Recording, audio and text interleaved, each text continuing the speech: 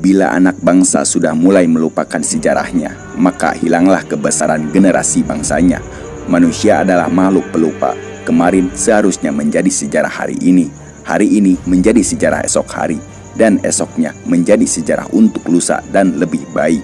Begitu seterusnya, tidak berkesudahan, tetapi ternyata tidak berlaku untuk manusia-manusia pelupa. Faktanya, sejarah yang menunjukkan betapa signifikan peran-peran ulama dan santri. Para ulama dan santri sudah memperhatikan sejarah mereka di esok hari. Tinggal kita sekarang, apakah akan melanjutkan atau tetap nyaman menjadi manusia-manusia amnesia seperti sejarah yang terjadi di tengah bangsa Indonesia sampai hari ini. Hakikatnya merupakan kesinambungan masa lalu yang mana pondasinya sudah dipancangkan kuat oleh para ulama dan santri. Dan tidak akan cukup kalau kita menuliskannya dalam beberapa lembar artikel sederhana ini. Cerita rakyat yang berhubungan dengan Islamisasi di Banten adalah salah satunya cerita Syekh Mansuruddin.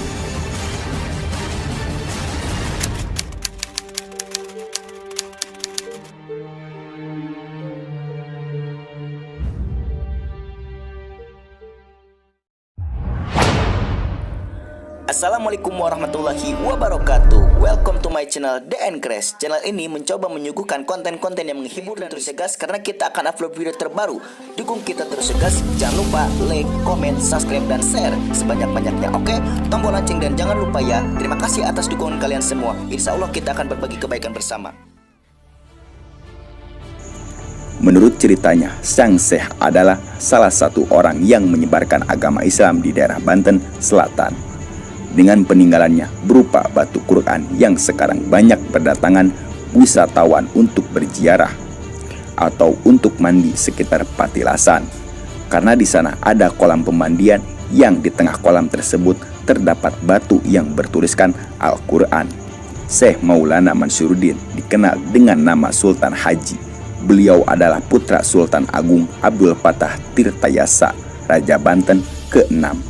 Sekitar tahun 1651 Masehi, Sultan Agung Abdul Fattah berhenti dari Kesultanan Banten dan pemerintahan diserahkan kepada putranya yaitu Sultan Maulana Mansuruddin, dan beliau diangkat menjadi Sultan ke-7 Banten. Kira-kira selama 2 tahun menjabat menjadi Sultan Banten, kemudian berangkat ke Baghdad, Irak untuk mendirikan negara Banten di tanah Irak. Sehingga kesultanan untuk sementara diserahkan kepada putranya Pangeran Adipati Ishak atau Sultan Abdul Fadli. Pada saat berangkat ke Baghdad, Irak, Sultan Maulana Mansuruddin diberi wasiat oleh ayahnya. Apabila engkau mau berangkat mendirikan negara Baghdad, janganlah menggunakan atau memakai seragam kerajaan. Nanti engkau akan mendapat malu. Dan kalau mau berangkat ke Baghdad untuk tidak mampir kemana-mana, harus langsung ke Baghdad, terkecuali engkau mampir ke Mekah dan sesudah itu langsung kembali ke Banten. Setibanya di Baghdad, ternyata Sultan Maulana Mansuruddin tidak sanggup untuk mendirikan negara Banten di Baghdad, sehingga beliau mendapat malu. Di dalam perjalanan pulang kembali ke tanah Banten, Sultan Maulana Mansuruddin lupa pada wasiat ayahnya. Sehingga beliau mampir di Pulau Menjeli di kawasan wilayah Cina dan menetap kurang lebih 2 tahun di sana. Lalu beliau menikah dengan Ratu Jin dan mempunyai putra 1. Selama Sultan Maulana Mansuruddin berada di Pulau Menjeli Cina, Sultan Adipati Ishak di Banten terbujuk oleh Belanda sehingga diangkat menjadi Sultan resmi Banten. Tetapi Sultan Agung Abdul Fattah tidak menyetujuinya karena Sultan Maulana Mansuruddin masih hidup dan harus menunggu kepulangannya dari negeri Baghdad. Karena adanya perbedaan pendapat tersebut sehingga terjadi kekacauan di Kesultanan Banten. Pada suatu ketika ada seseorang yang baru turun dari kapal mengaku sebagai Sultan Maulana Mansuruddin dengan membawa oleh-oleh dari Mekah. Akhirnya orang-orang di Kesultanan Banten pun percaya bahwa Sultan Maulana Mansuruddin telah pulang, termasuk Sultan Adipati Ishak. Orang yang mengaku sebagai Sultan Maulana Mansuruddin ternyata adalah raja pendeta keturunan dari Raja Jin yang menguasai Pulau Menjeli, Cina. Selama menjabat sebagai sultan palsu dan membawa kekacauan di Banten, akhirnya rakyat Banten membenci sultan dan keluarganya, termasuk ayahandanya sultan, yaitu Sultan Agung Abdul Fattah. Untuk menghentikan kekacauan di seluruh rakyat Banten, Sultan Agung Abdul Fattah dibantu oleh seorang tokoh atau aulia Allah yang bernama Pangeran Buang Tubagus Buang. Beliau adalah keturunan dari Sultan Maulana Yusuf, Sultan Banten kedua dari Keraton Pangkalan Gede, Banten, sehingga kekacauan dapat diredakan dan rakyat pun membantu Sultan Agung Abdul Fattah dan Pangeran Buang, sehingga terjadi pertempuran antara Sultan Maulana Mansuruddin dengan Sultan Abdul Fattah Pangeran Buang yang dibantu oleh rakyat Banten. Tetapi dalam pertempuran itu Sultan Agung Abdul Fattah dan Pangeran Buang kalah sehingga dibuang ke daerah Tirtayasa.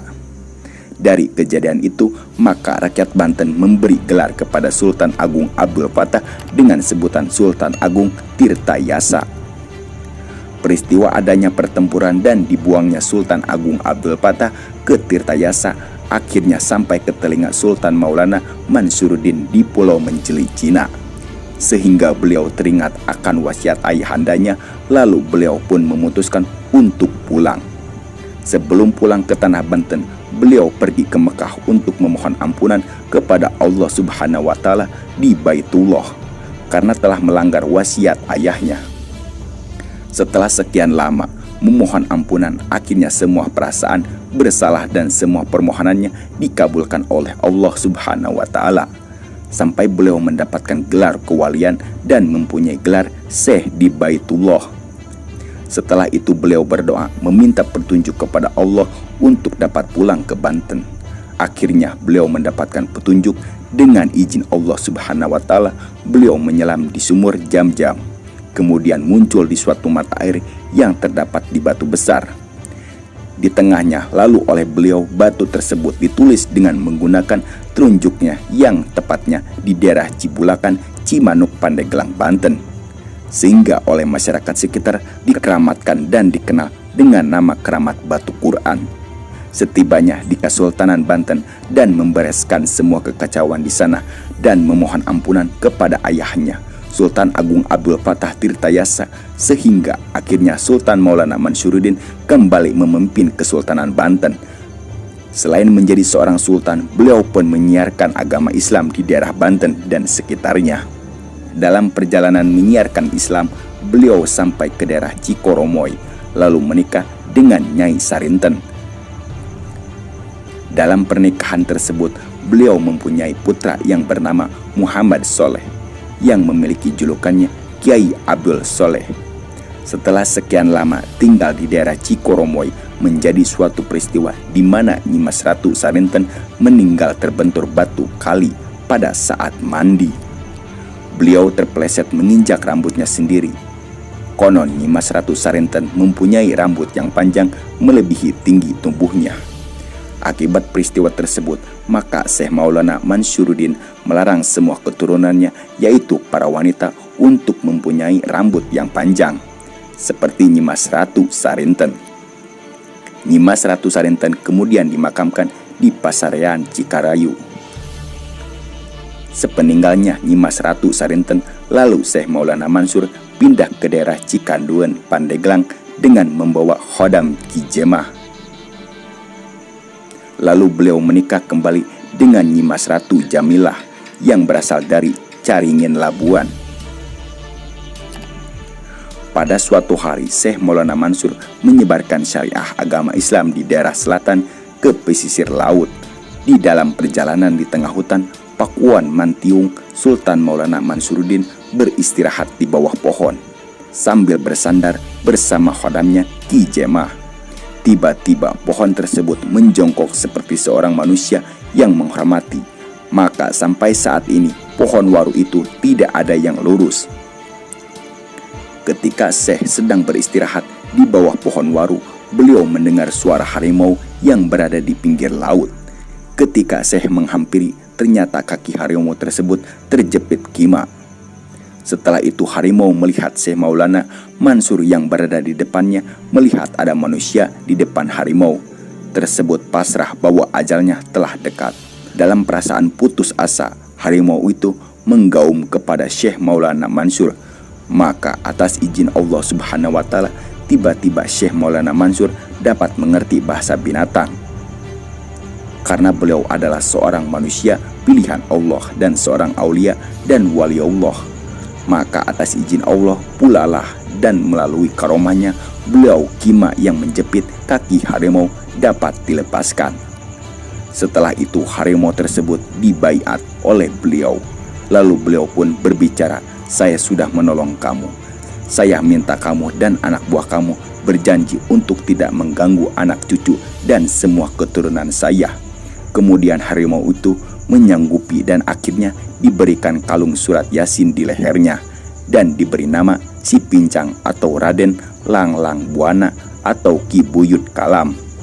Ternyata harimau itu adalah seorang raja, siluman harimau dari semua Pakuan yang keenam. Pakuan yang lainnya adalah 1. Ujung Kulon yang didampingi oleh Ki Mahadewa. 2.